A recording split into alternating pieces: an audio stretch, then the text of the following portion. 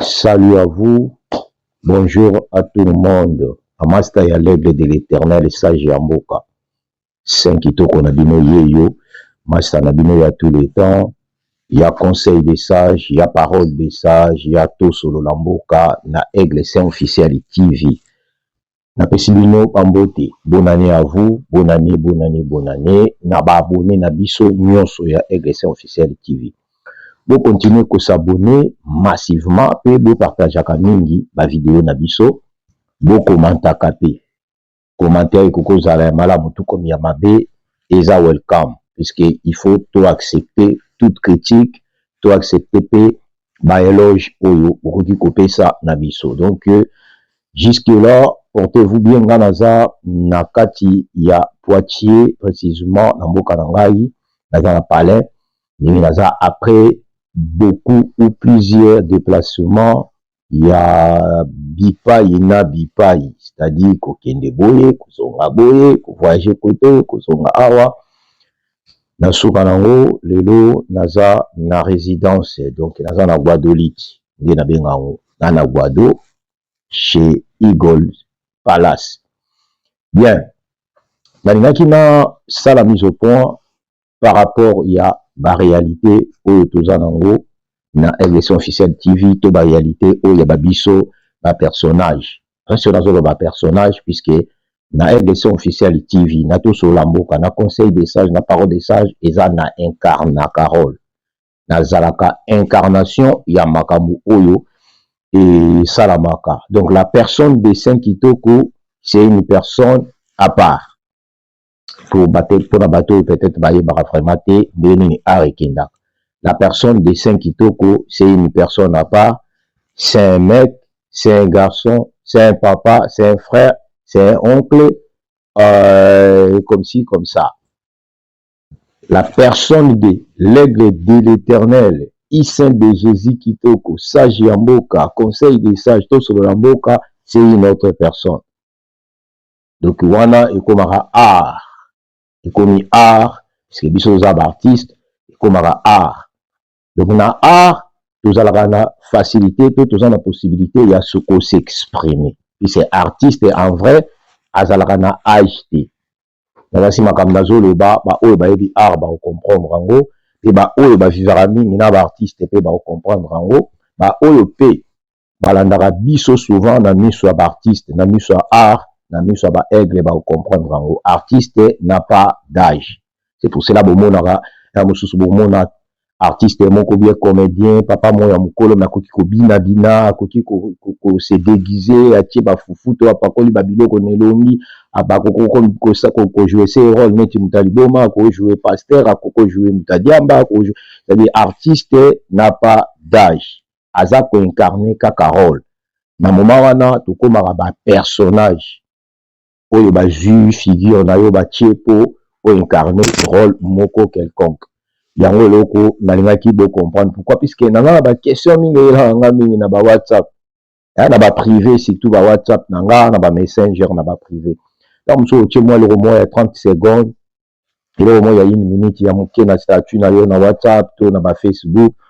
Ba to musu bazo nga bazwa yo personne. Bazo nga bazwa yo personnage te, bazo nga bazwa yo, c'est-à-dire bazo zwa ngai 5 kitoko. Cinq kitoko na niveau na yo. Bakamutozo mona wana est-ce que yo kokocha oyo to kokocha oyo bazo zwa yo nengwana. Mais la comprendre que puisque bayebi te, puisque bayebaka te, puisque moto ayebi art ndenge kendaka. Normalement ko na ngobongo te puisque soka ke kotala nazo citer ba kombo te mais soka ke kotala comédien moko boy to artiste moko to musicien moko boy a otala ya comprendre que eza art, c'est-à-dire nanda kuna ya za makambo asala wana te eza makambo asala na réseau eza makambo asala na public na ye eza pour attirer public na ye. Alors ngai na côté na ngai on est des motivateurs, on est des influenceurs, on est des youtubeurs, on est des paroliers, des sages paroliers, tout ça, c'est-à-dire tout ce que eux ont ça dans le monde, voilà, et ça personnage. De n'a incarné kaka rôle. Nazawana te pona mutu moko, nazawana te pona jeton, nazawana te pona finga batu, nazawana te pona mixer les choses, mais nazawana kaka pona incarner ba rôle, oyo tozo mona. Ndenge nature eza ko enseigner biso, ndenge pe biso tozo partager, na bino bandeko na biso. Ngai na loba eloko moko. Vous comprenez na aigle. Vous comprenez. Na koma na olata ba aigle. Na koma na olata ba aigle. Na koma komi lata quoi. Vous comprenez ngai. So bo moni ngala ba biloko moko boye. Vous comprenez kaka. Na koma na komi lata. Donc ngai na loba boye. Batindelaka biso ba vidéo avant tout Koko Kitoko na Gabon na Libreville na pesi mbote puisque Koko Kitoko ye nde azali aigle officiel TV ya Gabon. Donc ceux besoin na Gabon, ceux besoin na Libreville, ceux besoin na Gabon tout entière. Bon le mingi Koko Kitoko, bon mona na YouTube na tchaka mingi pe numéro na ye ceux qui a sali émission. Bon le mingi puisque na Koko Kitoko bozo boyoka ba politique ya Congo ya makasi. Même na niveau à diaspora gabonais ou baza ba congolais ou baza na diaspora na Gabon ou ba lingape ko le quand même sous pour na ba émission beaucoup en rami na Koko Kitoko. Et là au moment na comprendre qui était na zaki na Libreville, il y a pas mal de congolais ou ba comme ba gabonais ou les ba comme par naturalisation ba comme on na ba cop. Ils ont empêché bango ba approcher Koko Kitoko pour ba s'exprimer en tant que ba congolais et pourtant baza ba congolais en vrai.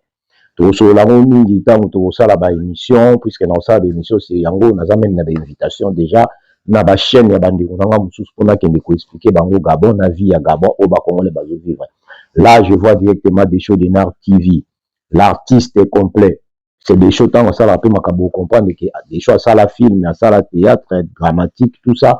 Donc na art dramatique des shows de Nard TV à Zalaka. Et on va na ba makamnaye, on va moi net comédie écoute rapper moi voilà. Papi gagne tout le la vie même moi c'est un artiste il a sa musique il y a sa théâtre même bon na ba Janifa banani voilà c'est un kitoko c'est un artiste c'est un musicien na mokili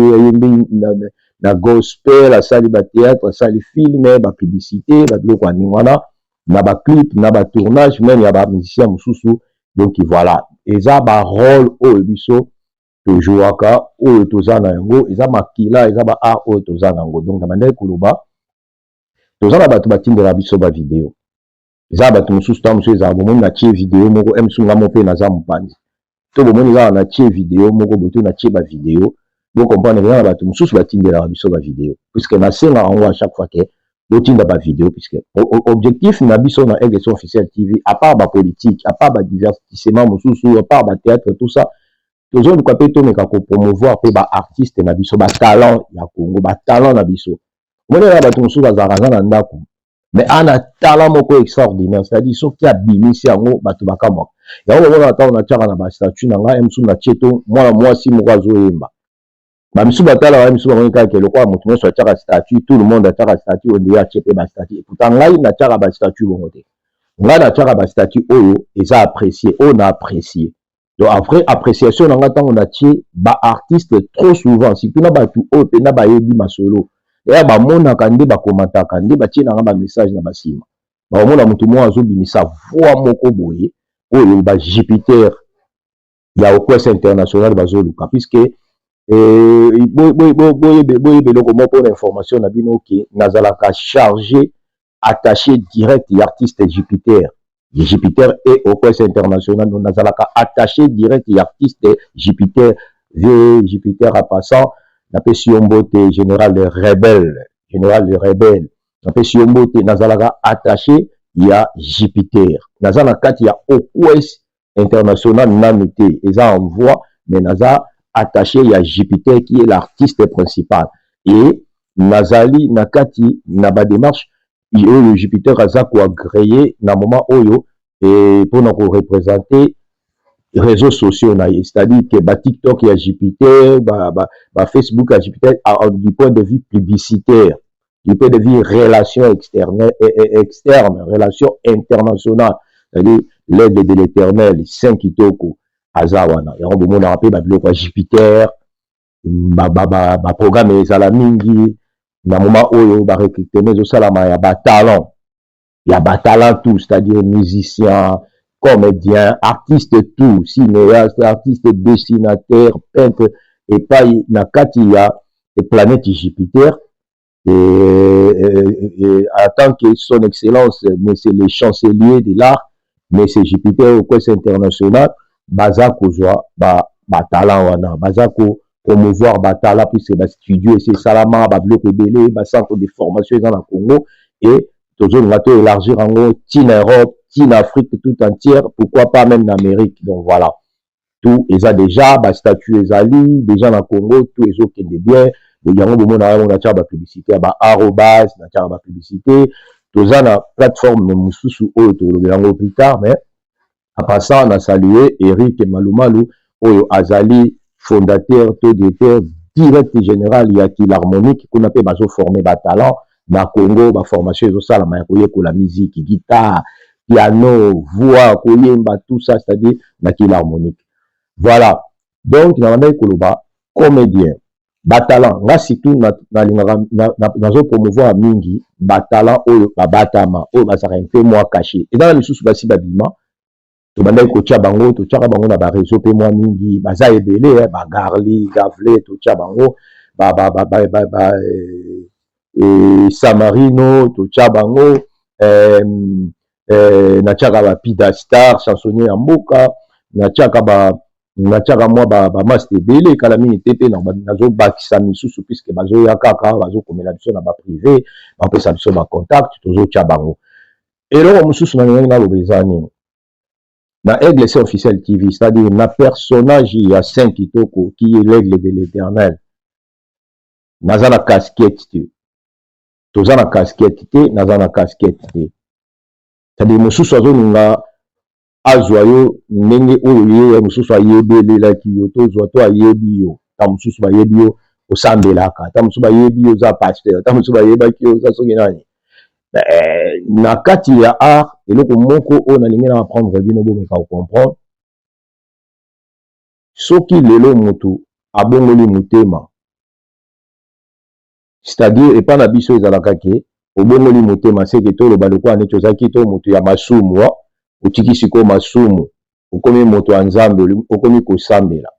siko nayebi te nayi na différence ezaka nini na moto oyo azosambela na moto oyo nanu azosambela te puisque mpona ngai nayebi ke bato nyonso basambelaka me kobongola nde motema nde eza eloko mosusu c'est-à-dire ozosambela me obongoli motema te c'est-à-dire ke nanu ozwi décision ya kotika bamakambo oyo ozomona oyo ya mabe te mosusu nde azwi décision ya kotika makambo ya mabe me bato nyonso basambelaka on a sûr que mutu nyonso nde nazoloba nayebi ke bato nyonso basambela siko epai ya bakretien problème ezaka nini soki ozo promouvoir musicien moko azoyemba banzembo ya mokili mpona bango bazomona neti bino nyonso fo bozalaka ndenge moko puiske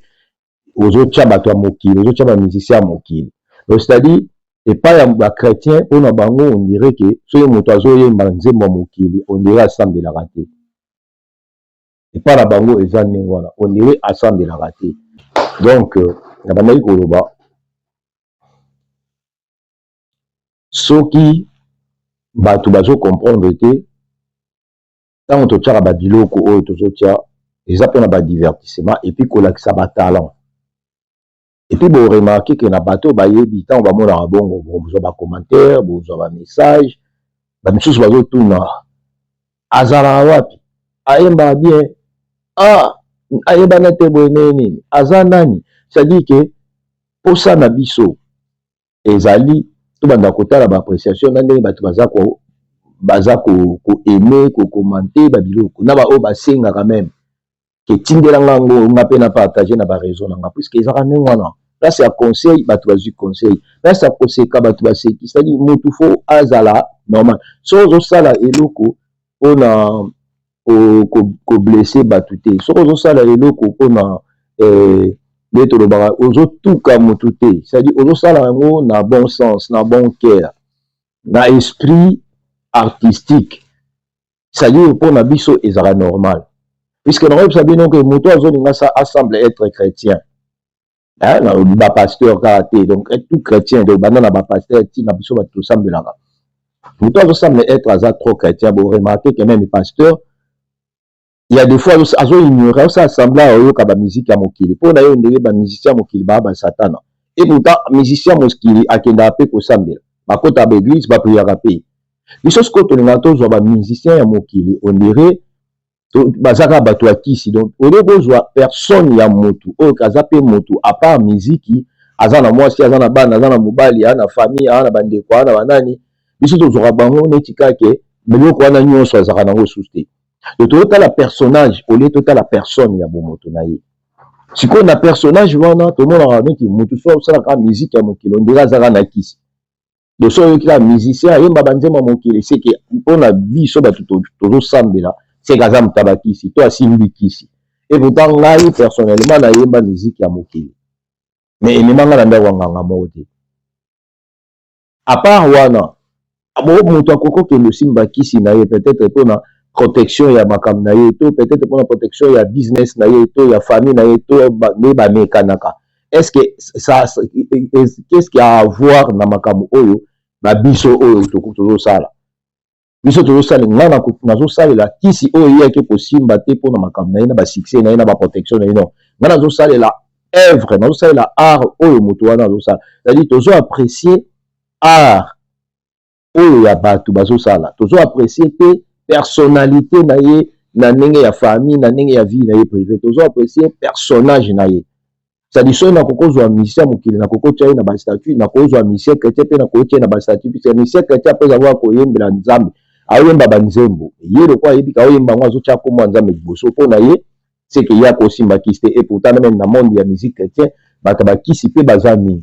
na monde ya bapasteur bamingi bakota baloge mais mpona bango balinga basala semblant neti ke oyo ye akokoyoka yango te mais oyo nde moto ekokozala bien bon totiake oyo eza bien sikoyo ngai naza personnage ngai nazali TV ngai nazali YouTube ngai nazali sage parolier ngai naza c'est-à-dire ngai nazotia bapersonnage pasteur atei na ye bien bato balingi bayoka ye bien na zwi na tie ye bato bakokoyoka mpe atindela biso prédication oyo eza bien. Après avoir kosisa kosambela kote ya to kozala chrétien okoremarke ke motu nyonso atalaka foot motu nyonso atalaka bale. Tout le monde, si on habite tout le monde, ba pasteur, ba bishop, ba évangéliste, ba évêque, batala à balle. Tout le monde batala à balle. Mais ba tu habites à balle, on a baza ba pasteur, baza pe ba chrétien,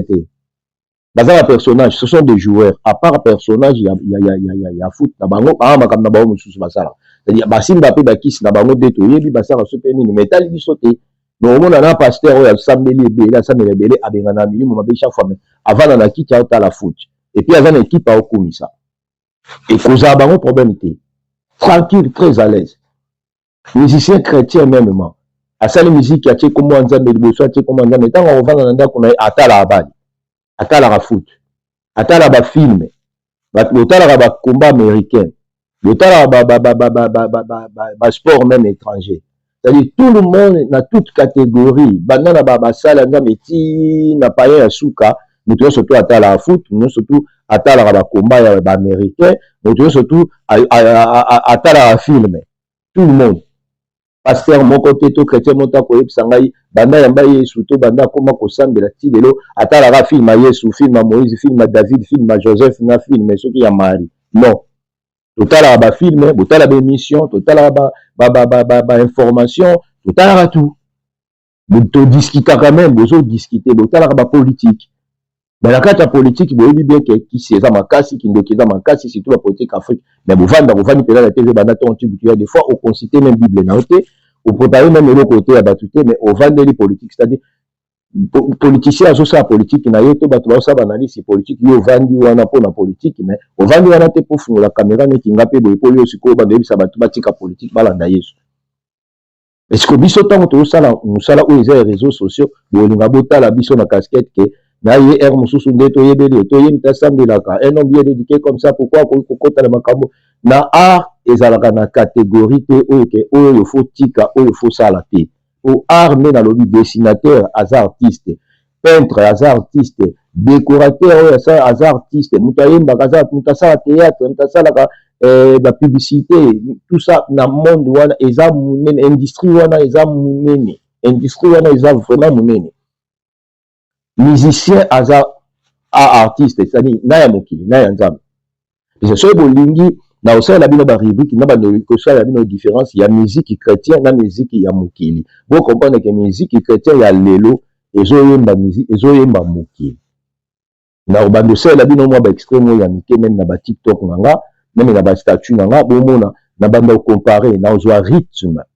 nazwi rythme ya musicien ya mokili na combine yango na musicien ya nzambe na bakisi voix mpona lakisa bino ke eloko ayembi eza oyo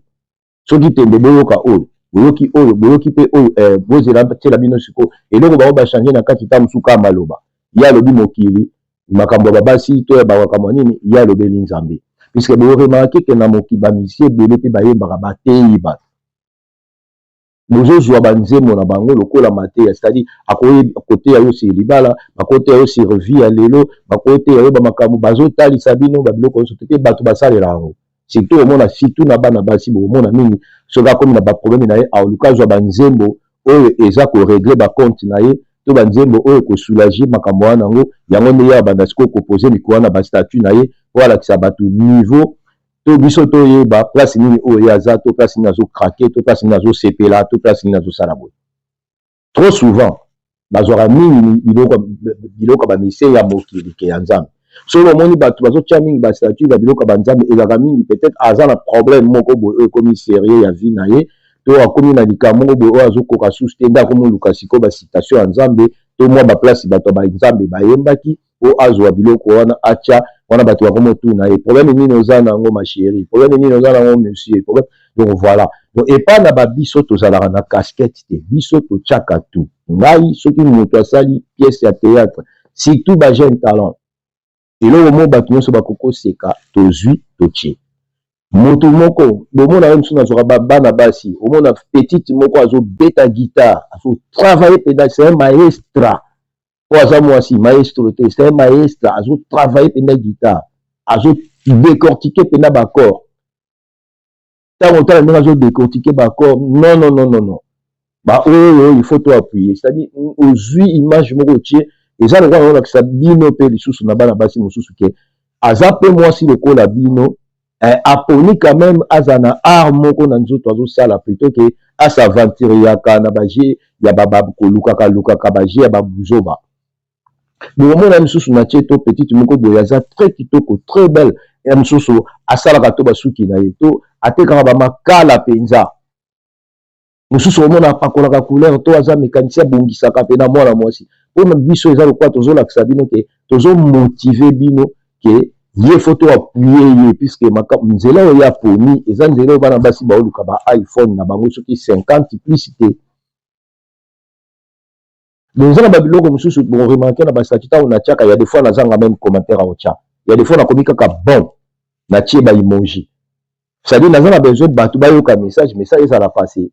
mais nous on a rien à voir avec bato wana oh non mosusu moto wana koza yo aza chrétien peut-être atie to mokili tout le monde tozovivre na mokili moto aovivre na paradis aza te musicien azoyemba na mokili aosala mosala oyo ezopesa ye vie na ye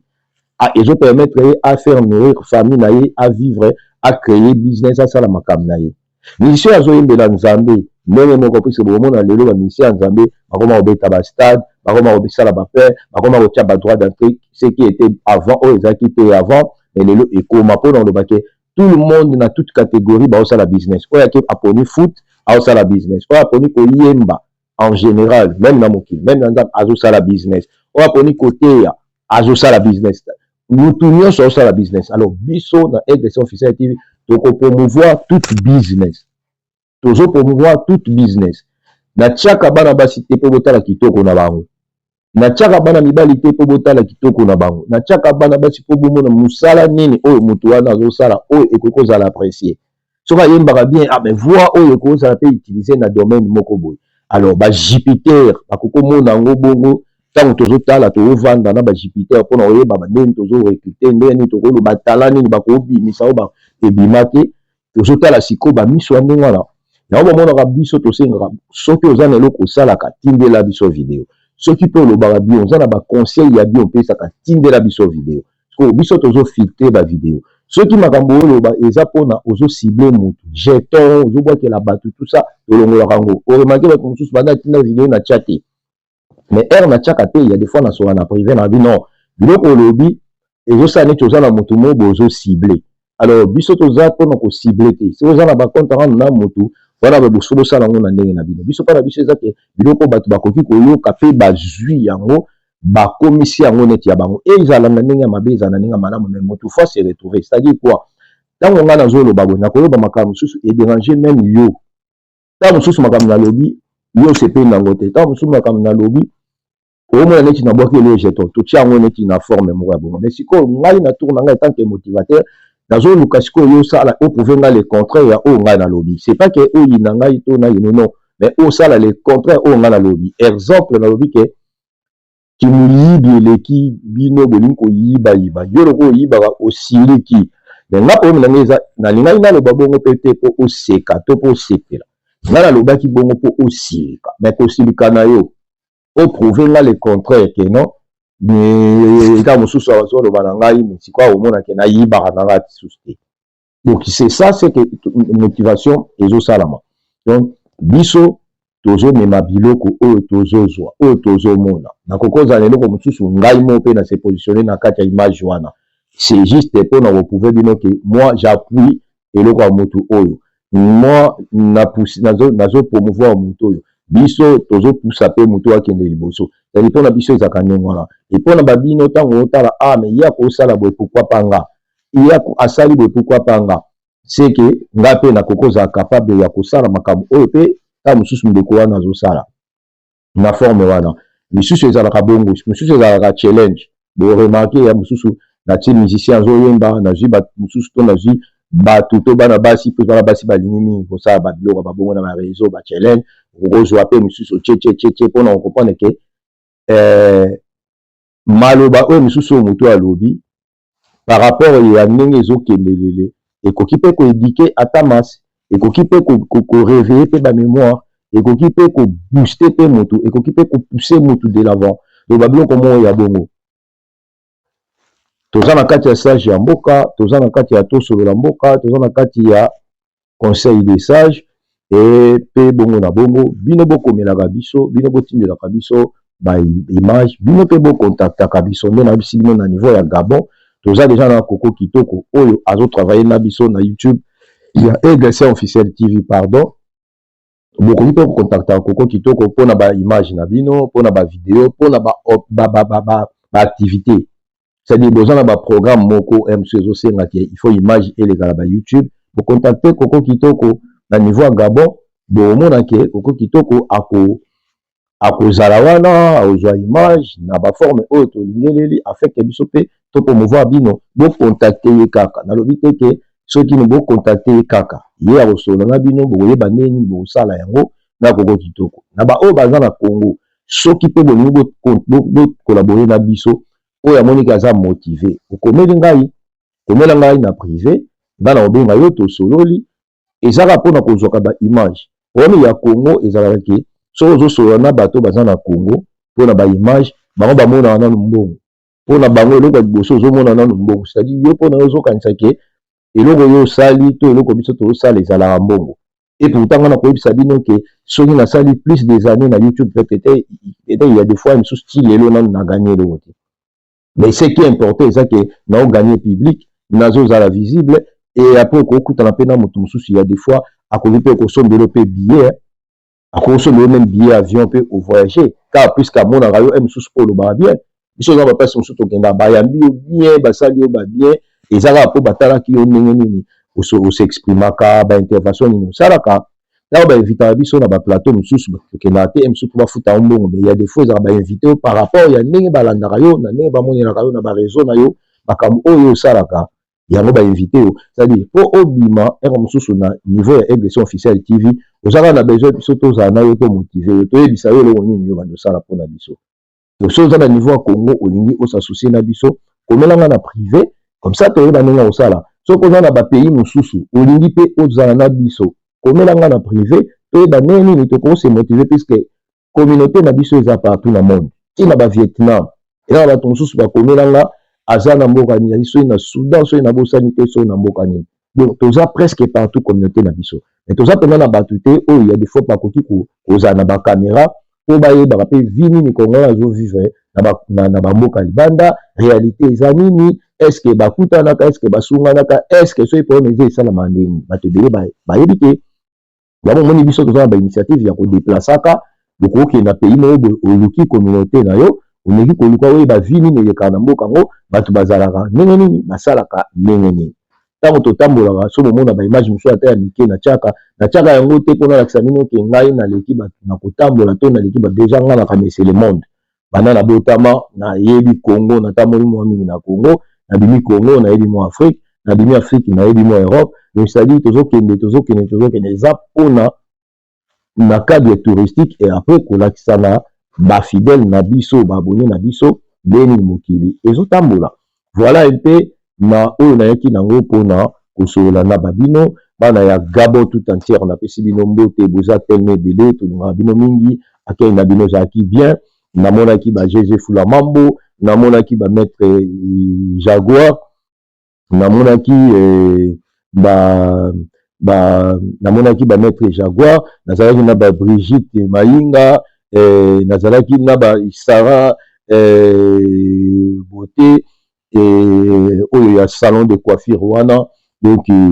soki bolingi vraiment bozala kitoko bokende na salon de coiffure ya Sarah na charbonnage bokomona ke place moko ya bien et puis okotaki peut-être vilaine mais obimi belle namonaki bato ebele donc là je profite occasion ya kopesa bino tout bambote déjà ebele batoussaint napesi yo mbote